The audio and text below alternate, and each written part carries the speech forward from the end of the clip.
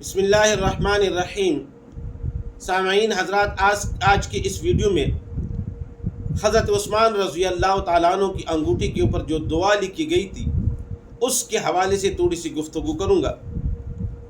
مفتی تقی عثمانی صاحب مد ظلہ نے ایک کتاب لکھی ہے تراشے، اس کے اندر عبداللہ ابن عباس رضی اللہ تعالیٰ عنہما سے ایک روایت نقل کی ہے کہ کسی نے ان سے پوچھا، سوال کیا کہ حضرت عثمان رضی اللہ تعالی عنہ کے انگوٹھی کے اوپر کیا لکھا ہوا تھا، تو انہوں نے جواب فرمایا کہ حضرت عثمان رضی اللہ تعالی عنہ کے انگوٹھی کے اوپر لکھا ہوا تھا اللہم احینی سعیدا وامیتنی شہیدا۔ یہ دعا حضرت عثمان رضی اللہ تعالی عنہ کے انگوٹھی کے اوپر لکھی ہوئی تھی۔ آج میں اس کے اوپر تھوڑی سی گفتگو کروں گا۔ اس دعا میں حضرت عثمان رضی اللہ تعالیٰ عنہ نے اللہ رب العزت سے دو چیزوں کا سوال کیا۔ ایک، اے اللہ مجھے دنیا کے اندر زندگی سعادت والی، نیک بختی والی زندگی نصیب فرما، اور موت شہادت والی نصیب فرما۔ اور یہ دونوں دعائیں قبول ہوئی۔ اللہ رب العزت نے حضرت عثمان رضی اللہ تعالیٰ عنہ کو ایسی سعادت کی زندگی نصیب فرمائی کہ حضرت عثمان رضی اللہ تعالیٰ عنہ کو رسول اللہ صلی اللہ علیہ وآلہ وسلم کے ساتھ 4 رشتے نصیب فرمائے۔ حالانکہ حضور صلی اللہ علیہ وآلہ وسلم کے ساتھ ایک رشتہ ہی کافی ہے، حضرت عثمان رضی اللہ تعالیٰ عنہ کو اللہ رب العزت نے حضور صلی اللہ علیہ وآلہ وسلم کے ساتھ 4 رشتے نصیب فرمائے۔ پہلا رشتہ حضور صلی اللہ علیہ وآلہ وسلم کی شجر نسب مبارک کے اندر چوتھے پشت میں ایک نام آتا ہے عبد مناف۔ یہ حضور صلی اللہ علیہ وآلہ وسلم کے چوتھے پشت میں پردادا ہے، اور یہی عبد مناف والد کی طرف سے حضرت عثمان رضی اللہ تعالیٰ عنہ کی بھی پردادا ہے۔ تو لہٰذا پہلا رشتہ کہ جو حضور صلی اللہ علیہ وآلہ وسلم کا پردادا ہے وہی حضرت عثمان رضی اللہ تعالیٰ عنہ کا بھی پردادا ہے۔ دعا فرمائی، اے اللہ سعادت کی زندگی نصیب فرما۔ اللہ رب العزت نے سعادت نصیب فرمائی۔ دوسرا رشتہ حضرت عثمان رضی اللہ تعالیٰ عنہ کا حضور صلی اللہ علیہ وآلہ وسلم کے ساتھ، اور دوسرا رشتہ حضرت عثمان رضی اللہ تعالیٰ عنہ کا حضور صلی اللہ علیہ وآلہ وسلم کے ساتھ ایک عورت ہے جس کا نام ہے ام حکیم۔ یہ ام حکیم حضور صلی اللہ علیہ وآلہ وسلم کی سگی پوپی ہے۔ حضور صلی اللہ علیہ وآلہ وسلم کے والد محترم حضرت عبداللہ سلام اللہ علیہ کی بہن ہے، اور اتفاق کی بات یہ ہے کہ یہ دونوں جڑواں پیدا ہوئے ہیں۔ تو یہ ام حکیم حضور صلی اللہ علیہ وآلہ وسلم کا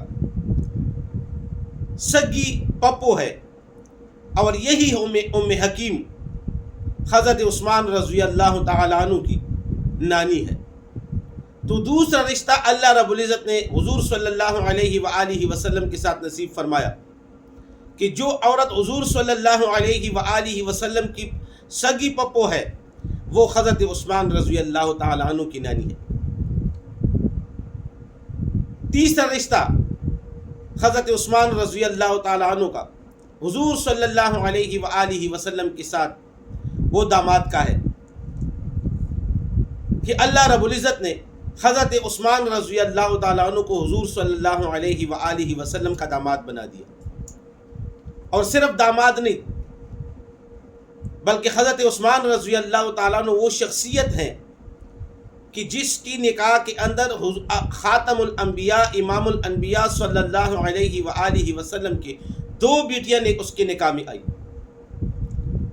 اور یہ واحد شخصیت ہیں آدم علیہ السلام سے لے کے جناب محمد الرسول اللہ صلی اللہ علیہ وآلہ وسلم تک کسی بھی انسان کی، پیغمبر کی 2 بیٹیاں اس کے نکاح میں نہیں آئی۔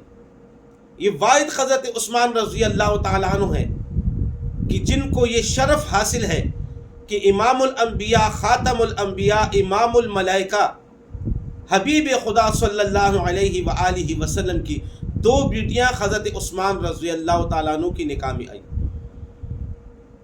جب حضرت رقیہ کا انتقال ہوا تو حضرت عثمان رضی اللہ تعالیٰ عنہ اکثر پریشان رہتے تھے۔ ایک مرتبہ حضور صلی اللہ علیہ وآلہ وسلم نے بلایا، عثمان آج کل پریشان رہتے ہو، کیا وجہ ہے؟ تو حضرت عثمان رضی اللہ تعالیٰ عنہ نے عرض کیا، اے اللہ کے حبیب صلی اللہ علیہ وآلہ وسلم، ایک ہی تو نسبت تھی، ایک ہی تو رشتہ تھا جو میں آپ کا داماد تھا، یہ بھی ختم ہو گیا، اس سے بڑی پریشانی میرے لیے کیا ہو سکتی ہے؟ یعنی میں اس بات پہ پریشان ہوں کہ جو میں آپ کا داماد تھا اور وہ رشتہ آپ کے ساتھ ختم ہو گیا۔ تو حضور صلی اللہ علیہ وآلہ وسلم نے اپنی دوسری بیٹی حضرت ام کلثوم رضی اللہ عنہا کا نکاح حضرت عثمان رضی اللہ تعالیٰ عنہ سے کرا دیا۔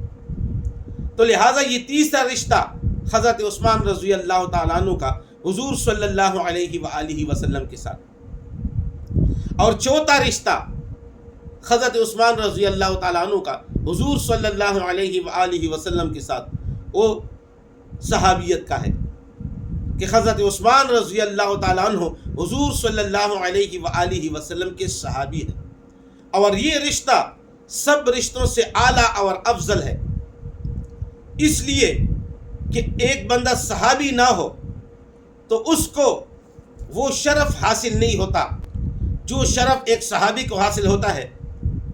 دنیا کے سارے کتب اور ابدال اکٹھے ہو جائیں، ایک صحابی کے پاؤں کے خاک کے برابر بھی نہیں ہو سکتے۔ تو لہذا صحابی ہونا یہ بہت بڑا مقام اور مرتبہ ہے۔ حضرت ابو طالب صاحب حضور صلی اللہ علیہ وآلہ وسلم کے سگے چچا تھے، اور کتنی خدمت کی حضور صلی اللہ علیہ وآلہ وسلم کی۔ اور ایک روایت میں حضور صلی اللہ علیہ وآلہ وسلم نے فرمایا جس کا مفہوم ہے کہ چچا جو ہے وہ مثل باپ کا ہوتا ہے، تو لہٰذا کتنا قریب رشتہ ہے چچا کا۔ لیکن آپ نے کبھی بھی نہیں سنا ہوگا کہ ابو طالب صاحب کے نام سے یا کوئی سیرت کانفرنس ہوئی ہو، یا کوئی جلوس نکالا گیا ہو، یا کسی نے ان کی سیرت بیان کی ہو، حالانکہ بہت قریب رشتہ ہے، لیکن کبھی بھی کسی نے ان کی سیرت کے اوپر بیان نہیں کیا۔ اور سیرت کے اوپر اگر بیان ہوتا ہے، کانفرنس ہوتا ہے، سیرت بیان کی جاتی ہے تو وہ صحابہ کی بیان کی جاتی ہے۔ تو لہٰذا یہ صحابی ہونا یہ بہت بڑا مرتبہ اور درجہ ہے۔ تو لہٰذا چوتھا رشتہ حضور صلی اللہ علیہ وآلہ وسلم کا کہ وہ آپ صلی اللہ علیہ وآلہ وسلم کے صحابی بنے۔ تو اللہ رب العزت نے چونکہ دعا فرمائی تھی کہ اللہم احیینی سعیدن، اے اللہ مجھے سعادت کی زندگی نصیب فرما، اللہ رب العزت نے کیسی سعادت کی زندگی نصیب فرمائی۔